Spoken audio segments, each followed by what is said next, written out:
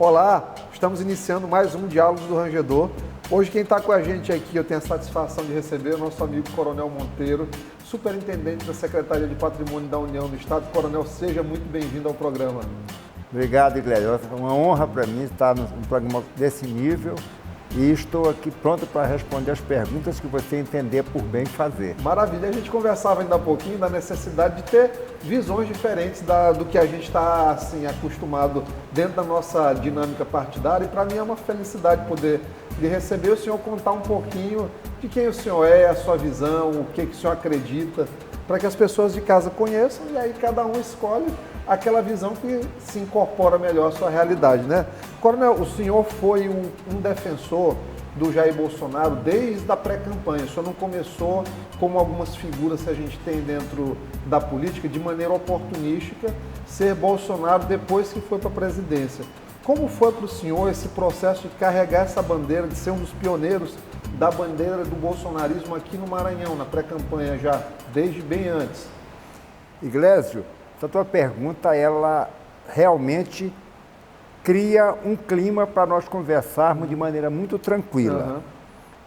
Minha relação com Bolsonaro remonta a 2 anos antes dele se lançar candidato a presidente da República. Uhum. Nós tivemos uma aproximação bastante efetiva e avançamos muito. Uhum.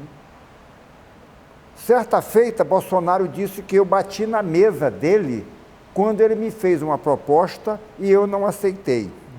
É meia verdade. Eu não sou do tipo de bater na mesa de ninguém. Mas eu externei com muita clareza para ele, a partir de quando nós já tínhamos construído, primeiro, uma amizade sólida. Segundo, um direcionamento bem claro. Ele se projetava como possível candidato a presidente da República e eu me projetava, em fins de 96, como possível pré-candidato ao governo do Estado. Por razões que não é conveniente a gente aqui dissecar, eu vou ser bem sintético. Foi montado um esquema em que Bolsonaro foi vítima e meu nome não foi ungido por ele. Quando era a hora certa da definição, ia aparecer um outro nome. Sim. Eu disse para ele que eu não aceitava a alternativa que ele me apresentou de ser pré-candidato a senador. Uhum. Disse que não, meu projeto não era um projeto pessoal, eu entendia que na idade em que estava, já com mais de 65 anos, eu não tinha mais um projeto político pessoal. Isso seria válido para você e mesmo assim você põe os interesses institucionais, os interesses de civismo seu acima da questão pessoal. O senhor queria ter saído candidato a governo naquele período? Era o meu propósito. Quando o meu propósito não pôde se concretizar, eu disse para ele de maneira veemente, é verdade, mas não bati na mesa. Sim. E disse que não aceitava aquilo. Bom, e então fui para o PHS e no PHS eu tive uma decepção ainda maior, porque às vésperas da convenção, o meu partido foi literalmente vendido. Se houve quem vendesse, houve quem comprasse. Sim.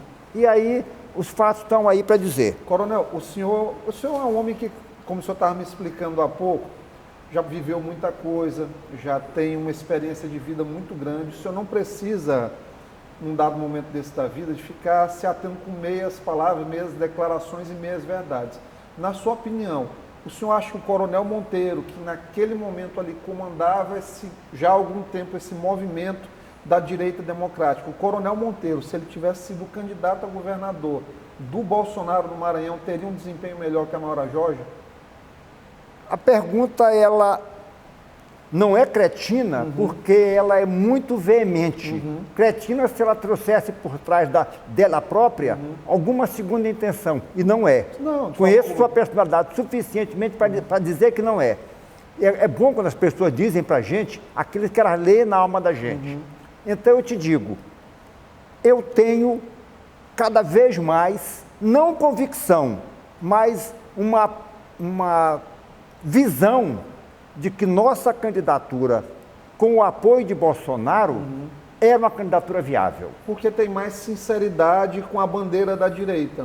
Eu imagino que seja isso, né? O mote da coisa. Eu não diria só isso.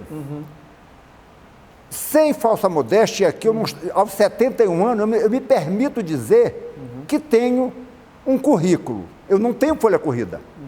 Eu tenho um currículo. E meu currículo é bastante generoso com quem quer que pretenda ser alguém que se põe à disposição da vida pública. Então, sou um coronel do Exército, fui superintendente de assuntos indígenas, porque era indigenista e sou, conheço a questão em profundidade, fui secretário municipal de São José de Ribamar, assim que o Luiz Fernando foi eleito, criando uma secretaria municipal que não existia. Ele me pediu para criar a secretaria, criei, me pediu para implantar, implantei, me pediu para ficar um ano, depois insistiu, me pediu para ficar o mandato inteiro dele, eu disse que ficava um ano, e por insistência fiquei mais um ano, e porque morava em São Luís, era longe, eu não quis ficar mais, e ele insistiu comigo para que ficasse. Quando Rosiana era governadora e eu estava no 3º ano de superintendente de assuntos indígenas, o marido dela fez de tudo para que eu continuasse como superintendente. Não é normal alguém que está num cargo comissionado querer continuar, digo melhor, querer deixar o cargo. É sempre aquela história, a boquinha. E eu não me a gente tem o tempo todo aqui no Brasil, né? Eu não sou afeito à boquinha. Quando o Bolsonaro assumiu o governo, eu fui chamado para um cargo em Brasília. Declinei porque não quero sair do Maranhão. Me foi oferecido o INCRA. Meu pai foi o primeiro superintendente do INCRA no Maranhão. Com o mesmo nome que eu tenho, José Ribamar Monteiro. Eu tinha tudo para aceitar, até por uma questão afetiva, mas não aceitei. E só aceitei ser superintendente do Patrimônio da União por insistência. Então, não pedi cargo, não queria cargo, estou vendo isso como uma missão. Estou pensando seriamente em ser um candidato a prefeito de São Luís no próximo ano. Ainda não tomei essa decisão. Por conta disso, ainda não me lanço efetivamente. Fiz um pré-lançamento alguns dias atrás, por insistência de um grupo que eu lidero, chamado Indireita Maranhão. Então, estamos trabalhando nisso aí. Agora, tenho sim, e não sou modesto, tenho sim uma história limpa, tenho uma história de trabalho. Então, isso me deixa tranquilo para dizer, se vier a ser um primeiro mandatário do município, saberei me desincumbir, como já fiz em outras atividades que exerci. Ótimo. Coronel, fala um pouquinho para nós como tem sido essa sua experiência, que está nos acompanhando agora, não entende muitas vezes o que faz diretamente a Superintendência de Patrimônio da União. Fala um pouquinho o que a sua superintendência faz e como tem sido essa experiência. Pra vocês terem ideia, eu não tinha a menor ideia do que fazia o superintendente do Patrimônio da União. O Porto do Itaqui, o Centro Espacial de Alcântara, a regularização fundiária da Ponte Bandeira Tribuzzi até o Barreto. Tudo isso e muito mais coisas são diretamente afetos à União. Eu seria, a grosso modo, o síndico do Patrimônio da União, que são mais de 17 mil imóveis no Maranhão. Então, nós estamos agora organizando coisas que há 50 anos atrás não era feito.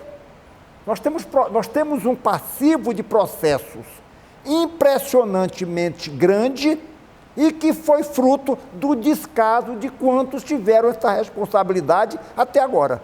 Por exemplo, o prédio onde funciona o Ministério da Fazenda aqui em São Luís, até hoje não está regularizado. O próprio prédio, sede do Serviço de Patrimônio da União. Veja a que ponto nós chegamos de caos. Bolsonaro está enfrentando, como primeiro mandatário da nação, uma administração do caos. E ele vai ter muito trabalho, está tendo, vai sair de 4 anos de mandato, envelhecido literalmente, porque a cobrança, a demanda em cima dele é impressionante. Como é que o senhor tem avaliado esses primeiros 8 meses aí do governo Bolsonaro? A gente tem uma popularidade que deu uma retraída boa nesses 8 meses, de uma forma pouco vista, inclusive nesses governos pós-redemocratização. O senhor acha que ele está sendo injustiçado ou isso pode ser um fruto do próprio excesso dele com as palavras? Ou o senhor não vê excesso? Como é que o senhor vê isso aí? Eu vejo 3 coisas eu considero fundamentais. Uma delas, ele não está sendo injustiçado. O que está acontecendo é que ele está cortando a boquinha.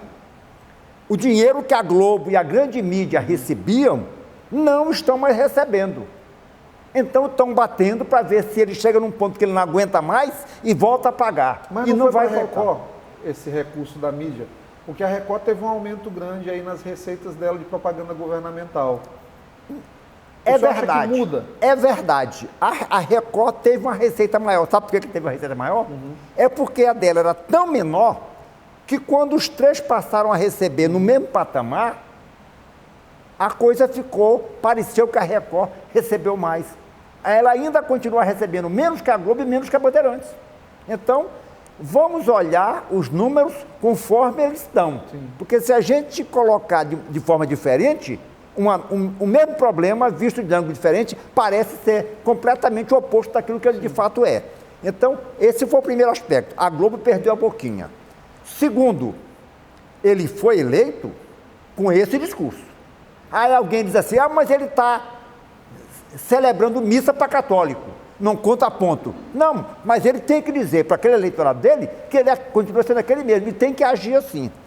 E terceiro, que é importante, ele está tomando medidas que são impopulares e ninguém tem a coragem de fazer. Por exemplo, a reforma da Previdência é extremamente impopular. Eu, como militar, se me cortarem 1 centavo, 10 centavos, R$1.000, Não vai gostar. eu dentro não vou gostar. Agora, como sou um cidadão que tem o mínimo de civismo, eu vou receber isso sabendo que minha causa de sacrifício é necessária para o bem-estar da nação. Essa é a questão que tem que ser vista. Então, esses 3 fatores aí, se a gente não olhar isso com carinho, a gente vai demonizar o Bolsonaro. E é preciso sacralizar Bolsonaro. Bolsonaro é, sem dúvida, um estadista que nós não estamos à altura sequer de medir hoje. Ele supera em muito qualquer expectativa. Em relação, por exemplo, a essa crise aí do desmatamento da Amazônia, que tem várias versões diferentes, a gente não pode dizer que hoje existe uma versão majoritária da coisa.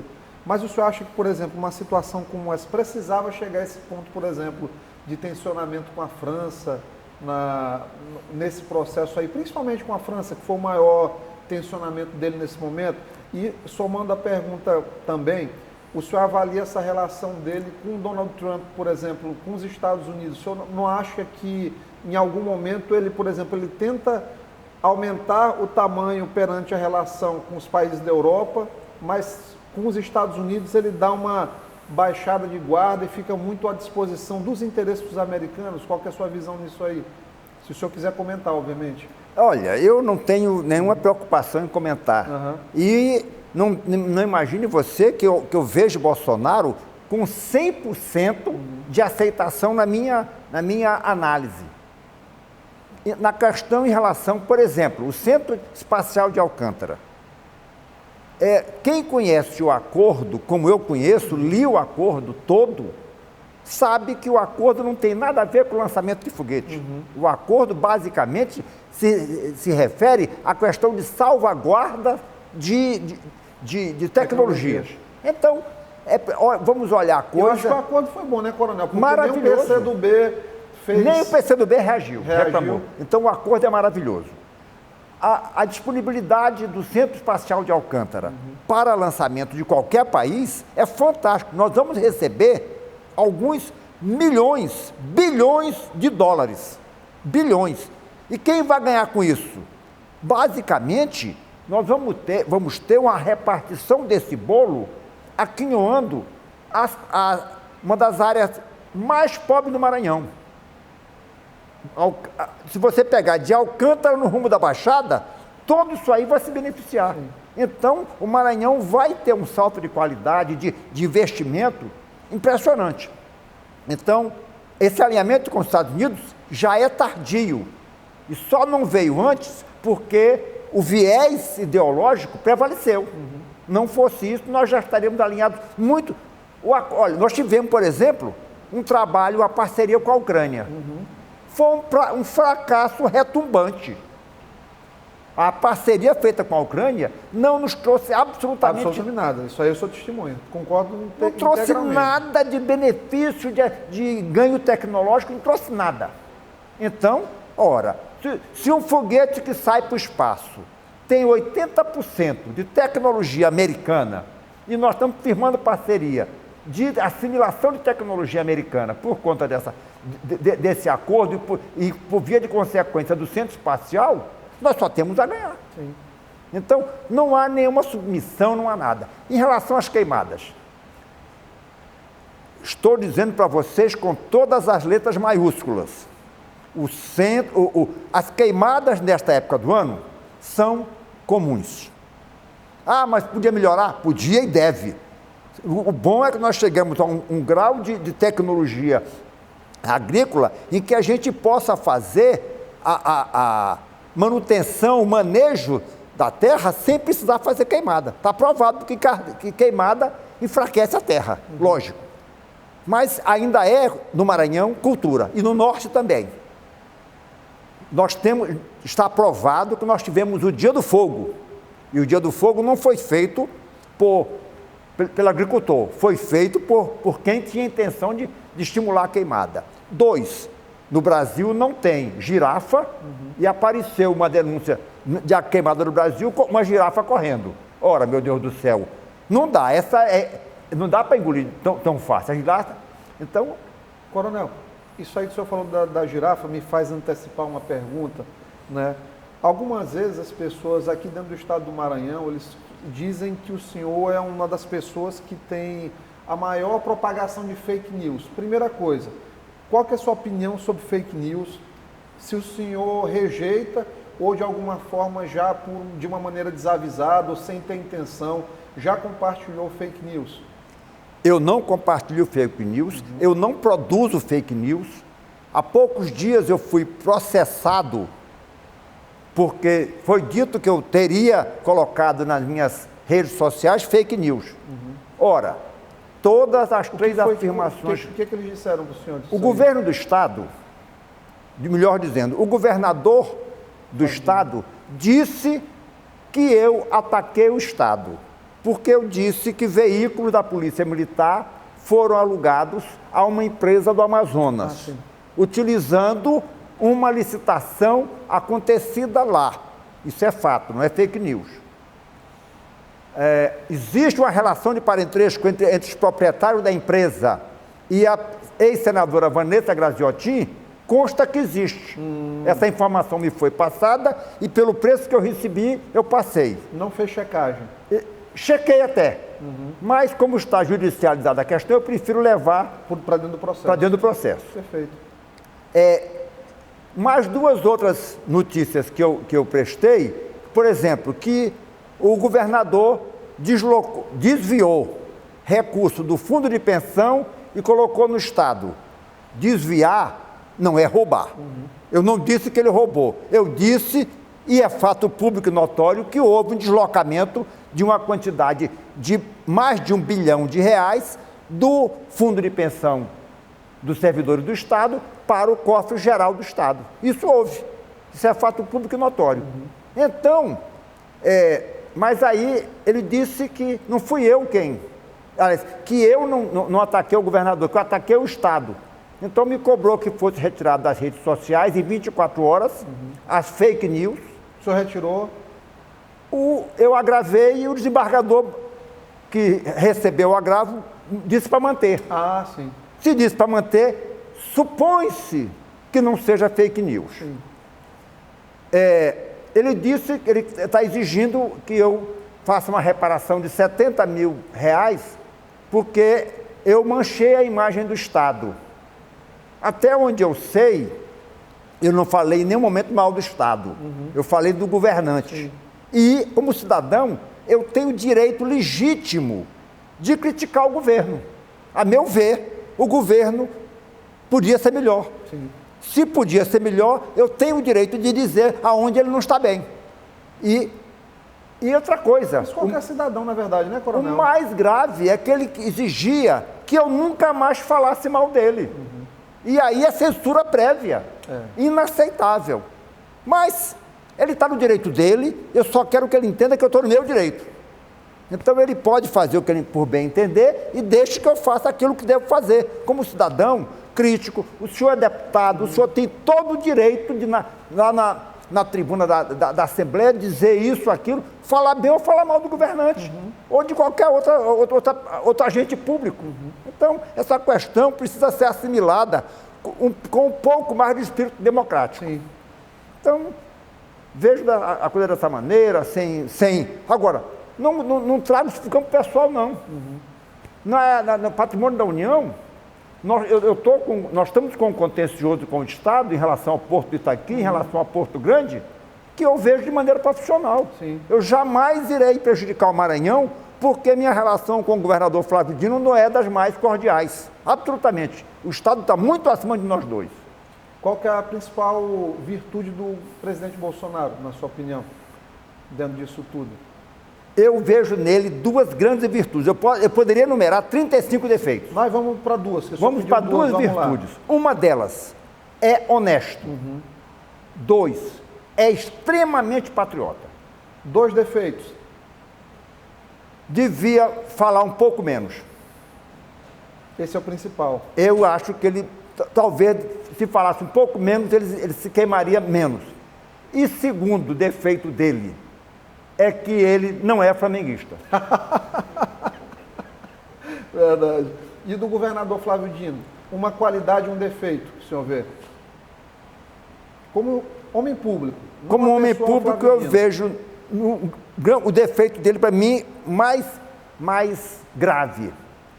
Ele não é uma pessoa humilde, ele é uma pessoa arrogante. Isso é ruim para o governante. Ele é arrogante. Uma virtude? Uma virtude. Ele é honesto. Também considera que é do mesmo grupo, né? Das pessoas honestas. Eu acho que sim. O Flávio Dino presidente, teria condição de ter um voto seu? Não. Não teria. Sob nenhuma hipótese, votaria nele. Por que o senhor não daria esse voto no Flávio Dino? Exatamente porque ele não agrega. Ele não é uma pessoa capaz de unir o Brasil. O senhor acha que o Bolsonaro consegue? Consegue. Vai conseguir agora cada vez mais. Qual que é o principal desafio que o senhor acha nesse percurso aí de unificação, na sua opinião?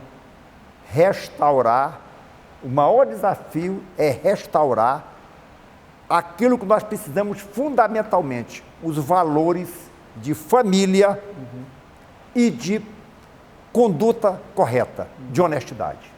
Perfeito.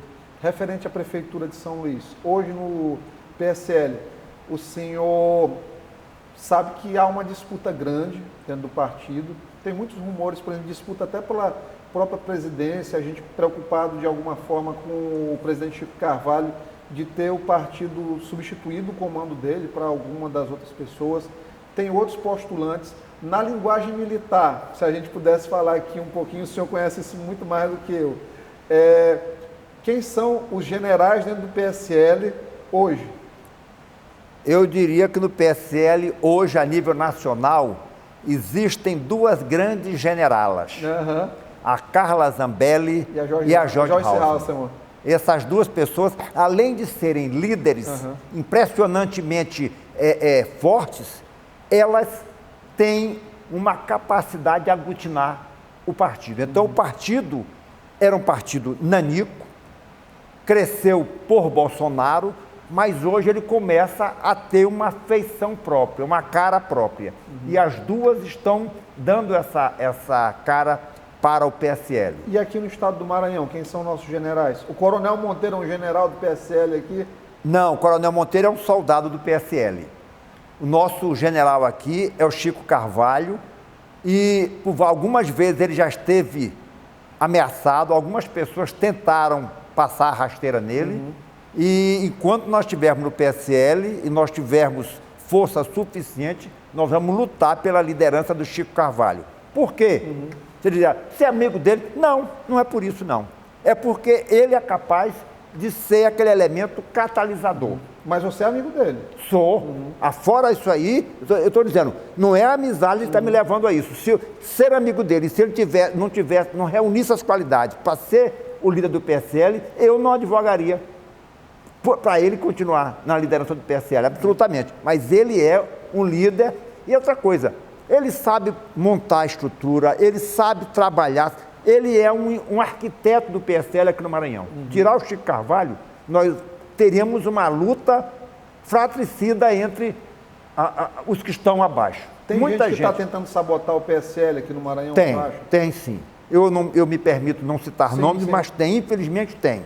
Mas nós estaremos junto com o Chico Carvalho, lutando para que ele se fortaleça, para que o PSL se fortaleça, para que tenha candidato a prefeito em São Luís e nas grandes cidades. Nós queremos pelo menos 80 candidatos a prefeito. O senhor acha que o Bolsonaro, por conta dessa divergência com o governador Flávio Dino, na política, obviamente, a gente sabe, o senhor acha que o presidente Bolsonaro ele pode se envolver diretamente nas eleições, principalmente dos grandes municípios do Maranhão nessa eleição, para tentar desarmar o Flávio Dino para 2022? Não, eu acho que o Bolsonaro não tem a preocupação com o Flávio Dino em 2022, e eu sequer acho que o Flávio Dino emplaca a candidatura a presidente de 2022. O Flávio Dino será candidato a senador. Nem a vice-presidente, o senhor acha? Não. Haddad não vai deixar espaço para Flávio Dino. Nem para vice? Eu não vejo assim. Eu acho que ele sai para senador e olhe lá. Maravilha. Porque ele não está tendo um desempenho satisfatório no Maranhão. Sim. Não adianta gastar dinheiro com mídia no Rio, São Paulo e Brasília. Sim. Se ele não conseguir se firmar aqui, não está conseguindo se firmar, o governo dele está sendo bastante questionado. Eu talvez seja um dos menos críticos ao governo dele. Pelo que eu fiz até agora, eu quase não critiquei, embora tenha processo dele contra mim. Mas, se fizermos uma análise, vamos verificar os índices índice social do Maranhão. Algum, e diga um único índice do Maranhão que melhorou. Educação melhorou? Não. Você não vai responder, mas eu respondo por você. Não, respondo por mim mesmo. É porque hoje eu estou na posição de lhe entrevistar, né? A gente exatamente, não é você que tem que responder. Mas algumas coisas melhoraram sim, mas pode responder. Educação não melhorou, saúde não melhorou, estradas não melhorou. E agora, o governador está fazendo obras dentro de cidades quando era para estar repassando recurso para a cidade para o prefeito fazer. Isso aí não é correto. Isso não é ser bom gestor. Isso acha que ele está se apropriando de obras que eram para ser das prefeituras? Claro, o BLT é uma delas. Quer que eu vá bem mais longe?